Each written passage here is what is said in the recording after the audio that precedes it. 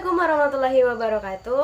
Welcome back to my YouTube channel Yulvia ARN.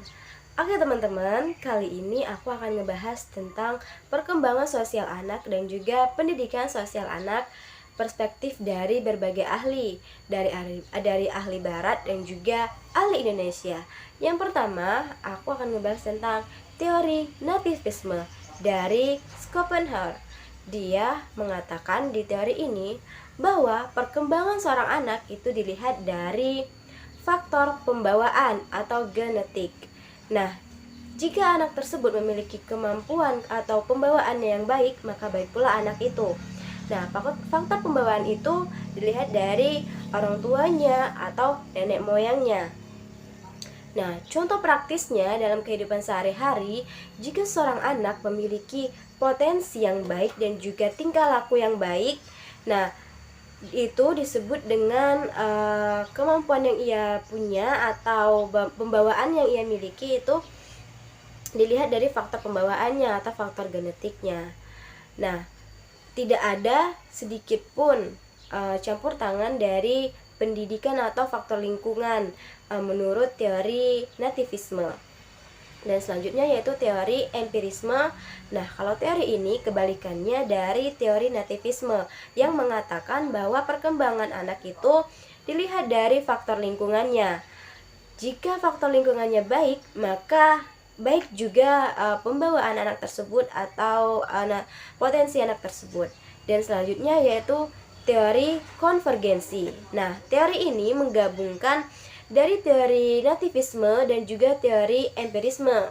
Dia mengatakan bahwa perkembangan anak itu tidak hanya dilihat dari faktor pembawaannya saja, namun juga dilatih atau diasah dari faktor lingkungan, faktor pendidikannya. Nah, contoh praktisnya dalam kehidupan sehari-hari, jika seorang anak itu sudah memiliki potensi yang baik sejak lahir atau bakat sejak pembawaannya, nah pembawaan itu jika tidak diasah atau tidak dilatih di faktor pendidikannya atau lingkungannya, maka potensi itu tidak akan berguna. Nah, jadi teori ini menggabungkan dari teori nativisme dan juga teori empirisme bahwa bahwa perkembangan anak itu dilihat dari dua faktor, yaitu faktor pembawaan dan juga faktor lingkungan. Nah, itu tadi penjelasan perspektif perkembangan sosial anak dari perspektif berbagai ahli barat ya. Nah, dan selanjutnya yaitu perkembangan sosial anak dari perspektif ahli Indonesia, yaitu Bapak Kiai Haji Ahmad Dahlan. Dia mengatakan bahwa perkembangan sosial anak dilihat dari 3 faktor. Yang pertama yaitu pendidikan, pendidikan di dalam keluarga yang terdiri dari ibu, ayah, nenek, kakek, dan lain-lain seperti keponakan, sepupu, atau saudara yang lain, atau disebut dengan keluarga besar. Nah, faktor kedua yaitu dilihat dari pendidikan di sekolah. Nah, pendidikan di sekolah ini seperti guru, teman-teman sebaya, dan juga pembelajaran yang ia terima. Nah, faktor ketiga yaitu pendidikan di dalam masyarakat umum. Nah, pendidikan dalam masyarakat umum ini seperti interaksi sosialnya kepada masyarakat yang lain, kepada orang-orang yang lain, dan juga tradisi atau kebudayaan atau kebiasaan-kebiasaan yang ia terima.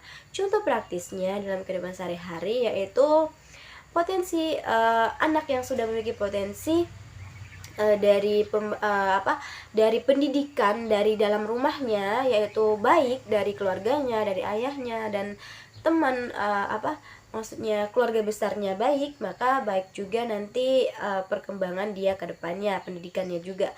Dan itu pun didukung oleh pendidikan di sekolah yang diterima dari sekolahnya, yaitu pembelajaran yang diberi oleh gurunya, faktor lingkungan yang diterimanya dari teman sebayanya. Jika baik maka dia akan baik juga nantinya. Dan juga terakhir dilihat dari pendidikan di dalam masyarakat umum, interaksi sosial di masyarakat di masyarakatnya seperti apa, atau tradisi-tradisi, kebiasaan-kebiasaan yang ia terima, yang ia biasakan juga itu seperti apa di masyarakat umum. Nah, itu pendidikan sosial anak dilihat dari 3 faktor tadi menurut Kiai Haji Ahmad Dahlan, yaitu ahli dari Indonesia. Nah, teman-teman, itulah tadi penjelasan atau pembahasan mengenai perkembangan sosial anak dan juga pendidikan sosial anak dari berbagai perspektif para ahli, yaitu dari ahli barat dan juga ahli Indonesia. Dan semoga teman-teman di rumah mendapatkan informasi dan juga ilmu baru dari apa yang aku sampaikan tadi mengenai perkembangan sosial anak dan juga pendidikan sosial anak. Dan teman-teman di rumah juga dapat mensupport aku dengan cara like, komen, dan subscribe channel YouTube aku, dan juga share ya. Dan aku juga minta maaf jika aku ada salah kata ataupun salah tulisannya nanti dalam menyampaikan pembahasan ini. Dan teman-teman juga nantikan video-video aku selanjutnya. Dan aku akhiri, wassalamualaikum warahmatullahi wabarakatuh.